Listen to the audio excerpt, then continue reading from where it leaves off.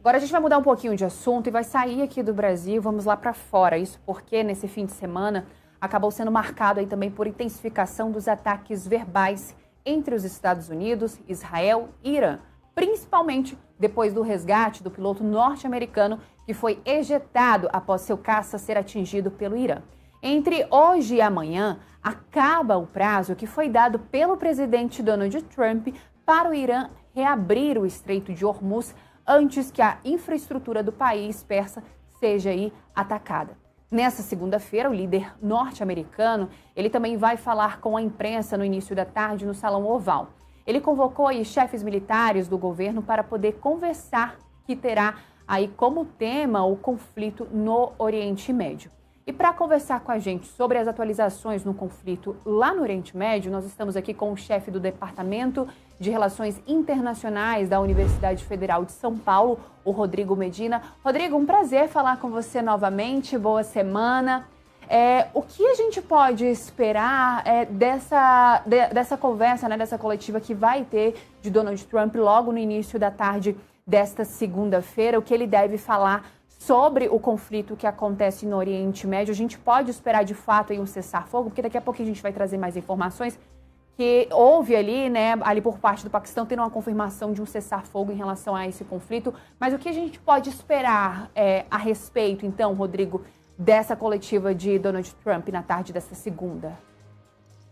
Bom dia, Marília. Bom dia a todos que nos ouvem e assistem. Bom, certamente a fala terá como ponto central o que já está sendo chamado de Acordo de Islamabad, e que refere-se, como você bem disse, à mediação que o Paquistão estaria fazendo com o intuito de lavrar, por meio de um memorando que até aqui tem sido elaborado eletronicamente, mas com conversas, segundo a imprensa especializada já tem noticiado, desde essa madrugada, entre o vice-presidente norte-americano, especialistas no gabinete em Oriente Médio e o governo iraniano. Notadamente, esse acordo mediado pelo Paquistão reproduz a preocupação desde a Casa Branca e, enfim, toda a comunidade internacional tem o seu sinal de alerta acionado em razão aos impactos que já podem ser percebidos no fluxo global de petróleo, não é? E pode levar a um distensionamento das relações entre Estados Unidos e Irã, que contaram no decurso de uma guerra já de larga envergadura, são 5 semanas de conflito, fechamento do Estreito de Hormuz, mas no plano do discurso político bastante agravada nos últimos dias, Indicador disso é o relativo alívio das tensões quando o próprio Donald Trump afirma que retirará sanções e liberará ativos congelados caso esse acordo avança. E o que foi dito há pouco, acerca das possibilidades de os Estados Unidos, que haviam dado um ultimato a Teherã para que até terça-feira liberasse o Estreito de Hormuz, sob pena de ter a sua rede elétrica, pontes, infraestrutura atingida por ataques de larga envergadura. Esse ultimato já foi retirado, com sinalização da Casa Branca de que Teherã deverá aceitar os termos do acordo, o que, em contrapartida, tem como declaração desde o Irã que não liberará o Estreito de Hormuz por um cessar-fogo, que, como tem sido anunciado, seria a primeira parte do acordo. Iria aí de 15 até 45 dias. Nós não temos os dados precisos quanto a isso, mas Teherã já anuncia que não liberará o Estreito de Hormuz por um cessar-fogo que não tenha garantias de paz permanente. Rodrigo, enquanto a gente está conversando, nós já temos matéria nova no nosso site informando que o Irã se recusa a abrir Hormuz por cessar fogo e faz novas ameaças aos Estados Unidos. Eu vou fazer essa leitura aqui junto com você para a gente poder fazer também uma análise, sobre isso.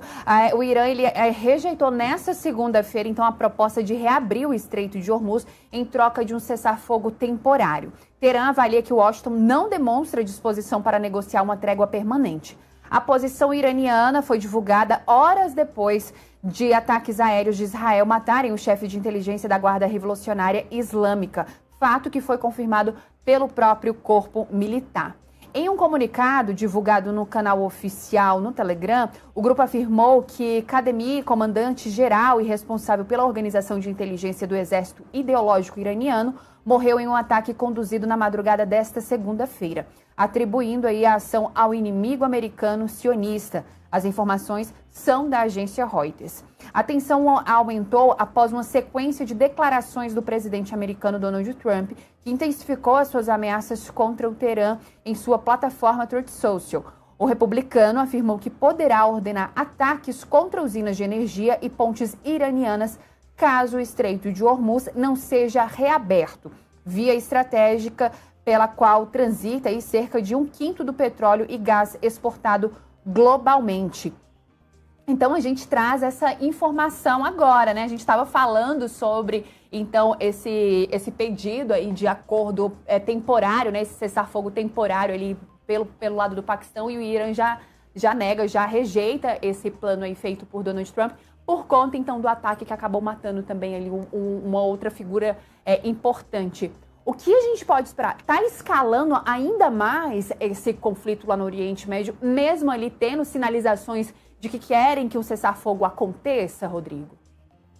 Bom, entre narrativas e discurso político e a realidade, demonstra-se no caso deste conflito que existe uma grande distância, né? Porque a todo tempo Donald Trump, que já sinaliza o imperativo de retirar-se do conflito, é isso que nós devemos esperar, só não se sabe como fazê-lo. Esse é o meu entendimento quanto ao status quo nesse momento, né, em que se verifica que supremacia militar não garante uma vitória total no contexto da guerra, sobretudo quando refém nas estratégias iranianas, né, 20% do fluxo do petróleo global, e que significa 80%, por exemplo, do petróleo consumido pela China. Mas vejam que coisa interessante sobre esse tratado. Os termos que foram expostos, apesar de nós termos tomado contato com ele há muito pouco tempo e não termos tido acesso à totalidade desse dito memorando, que eu repito, tem sido elaborado eletronicamente, não diz nada a respeito do Estado de Israel. Parece-nos que os Estados Unidos esperam, né, com termos assim acordados, que o gabinete de Benjamin Netanyahu aceite de forma compulsória aquilo que a voz de comando desde a Casa Branca determinar, o que fragiliza a posição israelense, se assim for. É claro que estamos especulando, né? Estamos caminhando num pântano de incertezas, não só pela proximidade com o Irã, mas porque Israel obedece a uma pauta muito específica e que diz respeito ao fomento que o regime islâmico dos ayatolás tem mantido desde 1979, com a revolução que ali teve curso, né, a revolução dos ayatolás, o fomento a organizações terroristas, né, do Hezbollah libanês, cujo nome foi, inclusive, escolhido pelo Ayatollah Khomeini, até o Hamas, né, o próprio Mahmoud Abbas, né, desde a liderança da autoridade palestina, afirma ser uma organização fomentada pelo regime de Teherã. Então, Israel tem uma pauta muito específica, muito própria, numa guerra que faz muito mais sentido em relação ao Irã, e não se sabe como se posicionará frente a uma quase que certa retirada dos Estados Unidos do conflito. Como ela se dê, né? Um outro índice nesse sentido foram as bravatas anunciadas desde a Casa Branca quanto às possibilidades de liberação do Estreito de Hormuz. Né? A própria convocação de atores como Alemanha, Japão e França para que enviassem esquadras de guerra a fim de compor forças numa joint venture militar para a abertura do Estreito, demonstrou o desgaste político do governo de Donald Trump frente à comunidade internacional, porque não há voz de comando nesse sentido em relação a esses e outros importantes atores no espectro internacional. Estados Unidos segue cada vez mais isolado na sua estratégia de beligerância permanente, né, e recrudescimento da violência política à frente do que a gente já pode diagnosticar como uma proposta de desordem mundial. Rodrigo, nesses últimos dias a gente vem falando bastante, né, sobre esse conflito no Oriente Médio. Eu conversei também com um outro professor que ele fez uma análise que me chamou bastante atenção, que ele chamou de desespero o que está acontecendo com Donald Trump por conta das suas publicações, né? A gente viu aí publicações onde ele subiu muito o tom, onde ele falou que se tornaria um inferno, ameaçou a infraestrutura do país. Eu queria pegar também assim, a sua análise. Você acredita que existe, de fato, um certo desespero por parte de Donald Trump pelo que os rumos que esse conflito está tomando, principalmente porque não atinge apenas Israel, Irã e Estados Unidos. A gente vê que o Estreito de Hormuz ele atinge o mundo inteiro, né? A gente vê reflexo disso aqui no nosso país, com o preço do diesel, querosene, combustível, e uma preocupação por parte dos governos. De fato, Donald Trump está em desespero por conta do que esse conflito está se tornando? Eu não tenho a menor sombra de dúvidas. É uma situação de desespero que desvela, primeiro, muito ruim, para ser elegante aqui, assessoramento que ele tem em matéria internacional, não que não disponha de quadros de inteligência absolutamente versados, né, sobre temas do mundo médio-oriental, mas ele tem ouvido a consciências que nós já conhecemos aqui, já falamos bastante sobre elas, que pouco ou nada conhecem das minúcias, né, da política em curso no Oriente Médio, não é? E também porque estamos nos aproximando, a cada dia que passa, das eleições de meio de mandato, né, que historicamente já contemplam a derrota do governante da vez. Mas, nesse momento, fragiliza ainda mais as possibilidades de Donald Trump manter-se sustentado no que já é uma muito frágil base de apoio. Não havendo unanimidade sobre ele, cada vez menos há dentro dos próprios quadros republicanos. Só a guisa de exemplo, não é? Esse ultimato que ele fez ao regime de Teherã e que agora publicamente retira, sublinhe-se, de que atacaria infraestrutura, rede elétrica e pontes para quase totalidade dos juristas consultados, configura crime de guerra.